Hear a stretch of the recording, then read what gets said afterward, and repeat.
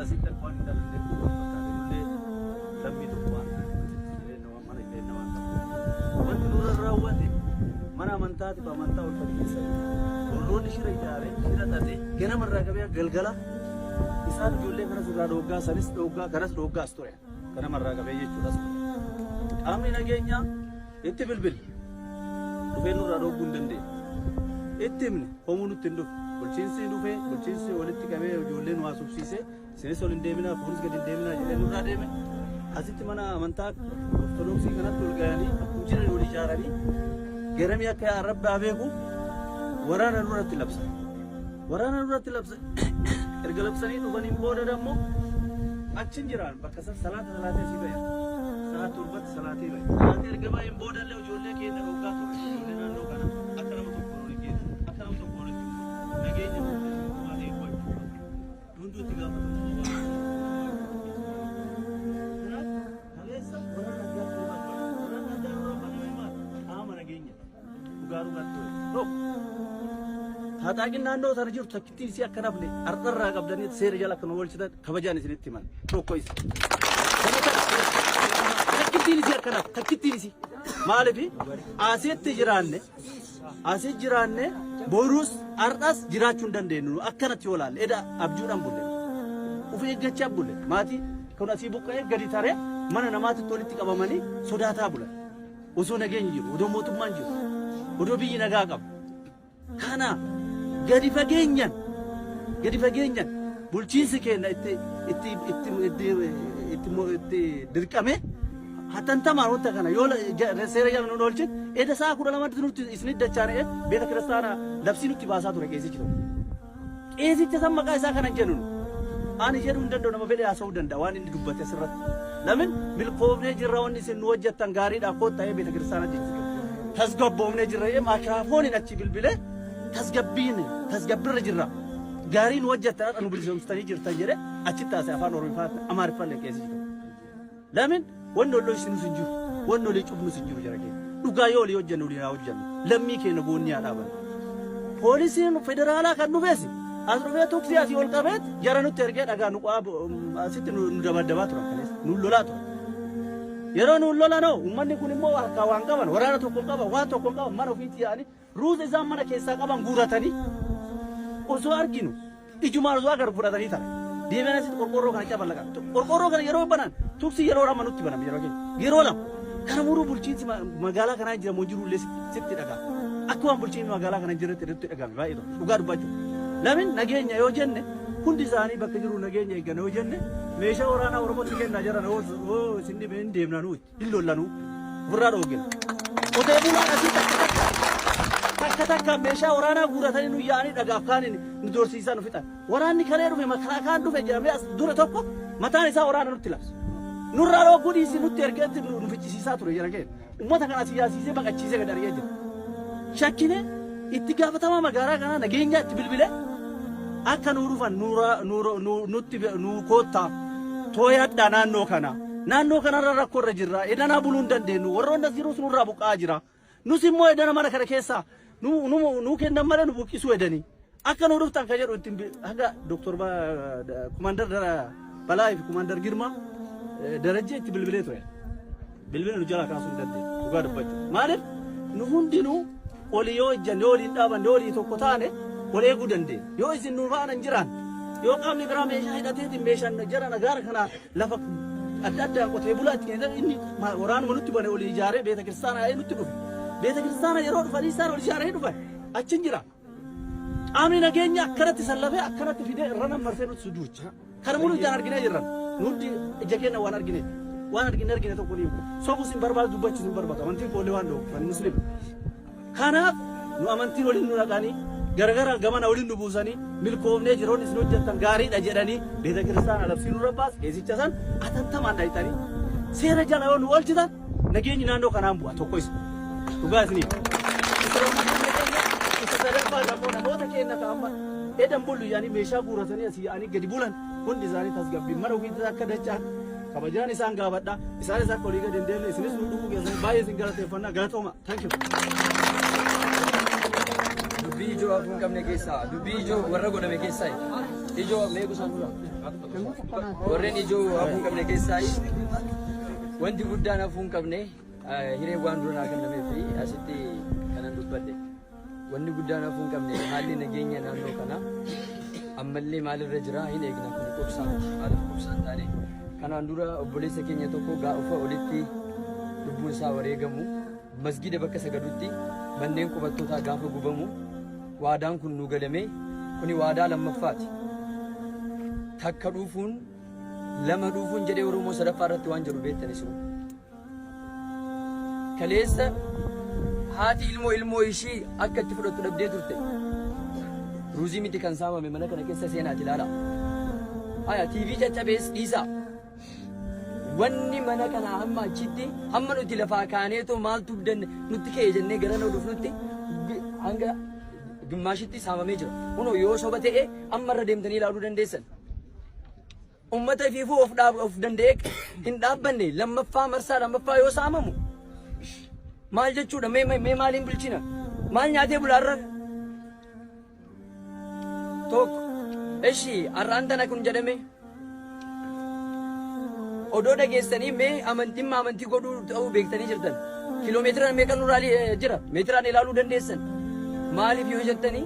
waan isin jettan kana nuti hubannee gaafa isin eegnu warra isiniif hin hubanne kan arraas wal jaaree boorus isinuma kana beeki paartiin siyaasaa dhibbee haa jiraatu Oromoon garuu tokko ta'uu beekna nuti paartiin siyaasaa dhibbee haa jiraatu amantii dhibbaa hordofu Oromoon tokko ta'uu beekna nuti dhimmi kun boorus achitti raawwatame arraas asitti raawwatame booruuf wabiin jecha qofa yoo ta'e kam goona hidhataa as keessaa yeroo baay'ee jennee hidhataa tokko dhabnee jirra hidhataa tokko yoo hidhataa hin qabaanne wabiin ummata kana amma isin dhaqqabdanittoo maali amma isin qaamni waraanaa qaamni mootummaa tokko dhufee as qaqqabuudhaaf dirqama maaltu jiraachuu qaba hidhataan jira ganda kana keessa eshi nama du'e harka koo kanaan nan awwaale buleessa koo fuudhee too makiinaarra kaa'ee gaggeesse maalan godha kan dhaame maaliin shuggutiin hunoo mana yaalaa jira laaluu dandeessa qaama hidhatee fi qaama hin hidhanne maaltu walgita nuti biyya barree jirra biyya kana keessatti bar nuti ganaa akkamitti hojjannaa dhiphamu jirra garuu asii maal jedhee ቤተ ክርስቲያኗ ባርኳችኋል ጥሩ ነገር ሰራችሁ ፈጣሪ ባርካችሁ አመንቲን ከነ ለብሱን ይችላል ብሉይ ኪዳኒስ አዲስ ኪዳኒስ ቁርአናስ ሁንደ ዱብሴን ጅራ ፍጤ ገሩ ሞት እኮ ከሰት ከነ አርግኔ ዋቃ ሚት ኢልሚ ነማ ከነ አመንቲ ነማ ሙሬ ሙርቴሱ ደንደው ዋን ከነ ተኤፍ ጀቻ አማማቱ ወቢ ኑቲ hinqabnu waan jedhuun qabaani wabi inu man qabnu bakka kana irratti sadafa masjid ni gubate cirame qur'aan ni gubate waaqayyo yookaan inshallah rabbiin irraa kaffala kanas numiti rabbiin akka irraa kaffalu inuma shakki waan hin qabneefi kana nuti teenyee rabbitti yoo iyyane guyyaa tokkotti irraa kaffala kana shakkiin qabu inshallah garuu karoorri keenya kana waan hin taaneef qaamni mootummaa kana nu hubatee nuti illeen gadi cimsee wanni beekuu qabu ummata amantiin deemu ta'uu dhabuu keenya mootummaan akkana deeme miidiyaa irratti ragaa nu ba'uu qaba asitti miti miidiyaa irratti ragaa nu ba'uu qaba qubattoonni akka kana keessa jiru wanti nuti barbaannu Harargeen bataskaanas yoo ta'e ummata wajjin jaaraa ture maaliif oromummaaf jedheeti amantii isaa tuffatee miti isaan garuu asii amaarri yoo boru kottaa jedhee wajjin utumu nuti saba bar amaara nuti biyya keenya keessatti bar keenyee nyaachisnee obaasnee manatti goonee bar galanni keenya kana haa ta'u yoo jettanii namayyuu isin faana hin jiru galanni nyaachisuu keessanii ittiin du'u yoo ta'e garuu yoo isaan seera nurraa qabachiiftan isin faana jirra dubbii kana qofaan dubbachuu barbaadu xumureen jira. Waan yaada isin kaastan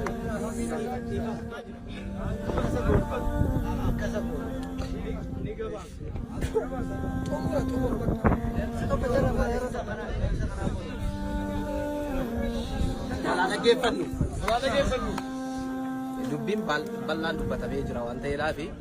anis bal'isee haasa'uu barbaadu gabaabaa haasa'uu barbaada. Haala ammatti dhuftan kanaan dhuftanii gaafachuun keessanii waan gaariidha. Haa ta'u garuu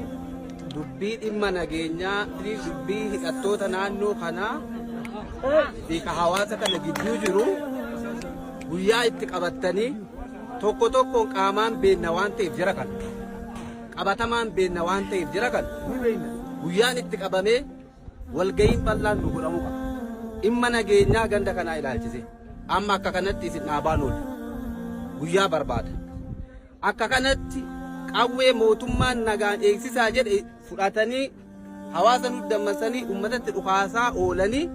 galgala akka kanatti nagaa kabachiisaa oolle jedhee hidhataan takka poosti godhee jira feesbuukii irratti. Poosti godhee jira takka takkaan beekna qabatamaan achitti dildila kan irratti walitti qabee uummata san suuraa kaasee innu. Yoo akka kanatti nageenya eegsisuun kana ta'e nutti himtani nageenya akkana yoo ta'e kun kana guyyaa itti nuu qabaati takka takkaan qaamaan beekna waan ta'eef inni kun dhaabalu kunoo abalu qabatamaan isinii kaafna guyyaan itti nu haa godhamu kun furmaata barbaada. Inni lammataan isin akka magaalaa kanaatti warra poolitikaa biraa hordu warra olaantummaa saba Oromoo cabsuu barbaadu. Akka isaanitti magaalaa keessa deemaa turan hubannoo qabdu argaa jirtu waan ta'eedhaaf dhimma kanas sirriin hordofaa garuu keenya kan nutti deebisan waan jedhu qaba. Amma yaadamma ka'eef alta dhaggeeffadhaa kana yaadamma isaan kaasaniif wixata ganam iddoo jarri jiranitti wixata ganamaan lammeessoo hidhataadhaan wal qabatee waan ka'e hubannoon qabuun ture keenya kan hin dhufe ganda keessan keessa namni hidhate hin jiru taanaan nama seera qabeessa ta'e nama naamusa qabu dubbattanii filattanii nu laattu hidhannoo isinii kennamu.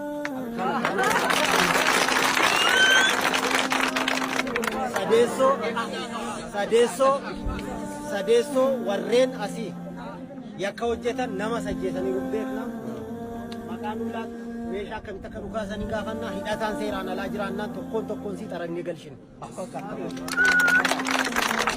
Afuraffaa irratti qeessa ta'ee dhiisee phaaphasas yoo ta'e seera ala wanti namni amantaa tokko hojii seeraan alaan hojjetu nama ajjeesuun jannata nama galchuu ana caala sintu beeka. Namni kana hojjete jiraannaan namni harka kana keessaa qabu jiraannaan qeesiin sana lallabes warra paatriyaarikii wajjinis dubbanneera as duwweetti miti. Gidduu magaalaatti turan hin jirre dawalanii uummanni akka buqqa'ee bahu godhaa turan. Jarreen kana sadama kanneen qabataa jirra.